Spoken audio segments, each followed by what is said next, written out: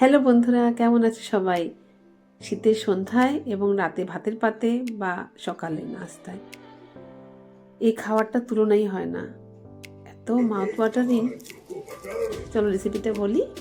এর জন্য আমাদের লাগবে মাছের তেল, দুটো পেঁয়াজ, দুটো কাঁচা লঙ্কা, হাফ ইঞ্চ আদা, কালো জিরে,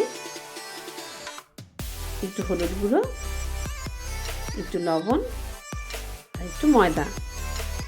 পেঁয়াজগুলো ভালো মতো ছুলে ধুয়ে স্মল পিসেসে আমি কাট করে নেব।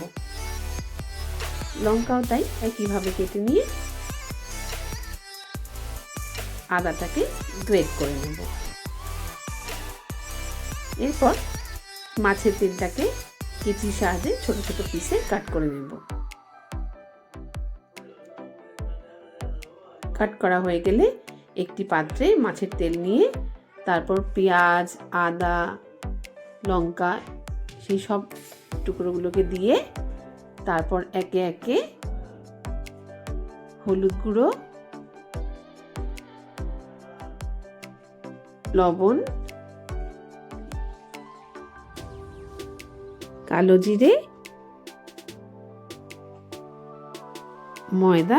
ময়দাটা আমি একটু অল্প অল্প করে দেব। এবার সমস্ত উপকরণ আস্তে আস্তে আমি মাখতে থাকবো। এই ফাঁকে কড়াতে আমি একটু তেল দিয়ে নিব। লো মিডিয়াম ফ্লেমে ভাজবো। এই মিশ্রণটাতে আরেকটু জল দিয়ে একটা টাইট একটা ব্যাটার তৈরি করব।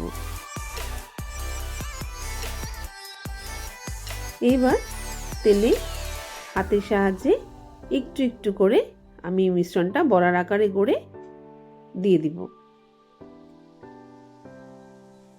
এক পাশটা হয়ে এলে তারপর অন্য পাশটা আমি উল্টে দেব। আমি তো এখানে ফাস্ট মোশনে দেখিয়েছি, কিন্তু এক পাশটা হতেই অনেক সময় লাগে। এতে সময় দিতে হবে, নইলে ভেতরটা কাঁচা থেকে যায়।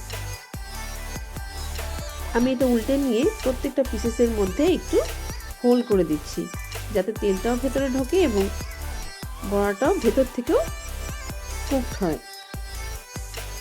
তাতে এর কাঁচা গন্ধ বা কাঁচা ফ্লেভার কিছুই থাকবে না। এই রেসিপিটা হতে একটু সময় লাগে, একটু সময় দিতে হবে আস্তে আস্তে। এপিট ওপিট ভাজা হয়ে গেলে তারপর এক সাইড একটু তুলে নেব। দেখুন, এভাবে তুলে রাখলে আস্তে আস্তে বড়াটার থেকে তেল ঝরতে থাকবে। বাকি মিশ্রণটাকেও আমি একে একে বড়ার মতো গড়ে আবার তেলে ছেড়ে দিব। যতক্ষণ এগুলো ছেড়েছি ততক্ষণে পুরনো যেগুলো সাইডে তোলা ছিল সেগুলো একে একে প্লেটে তুলে নিব। দেখুন আমি কিভাবে সার্ভ করছি। গরম ভাতের পাতে একটু ঘি, সাইডে একটু লবণ আর একটা কাঁচা লঙ্কা, আর সঙ্গে দুটো বড়া। বিশ্বাস করুন আর কিছু লাগে না। তা আমার রেসিপিটার নাম কি বলুন তো? আমার রেসিপিটার নাম হলো মাছের তেলের বড়া। ভীষণ ভালো লাগে খেতে। এর সামনে মাছের ঝোল রাখলেও আপনারা সেটা খাবেন না। এর জুড়ি মেলা ভাত। একবার বাড়িতে ট্রাই করবেন, ঠান্ডা ভুলে যাবেন। Thanks for watching.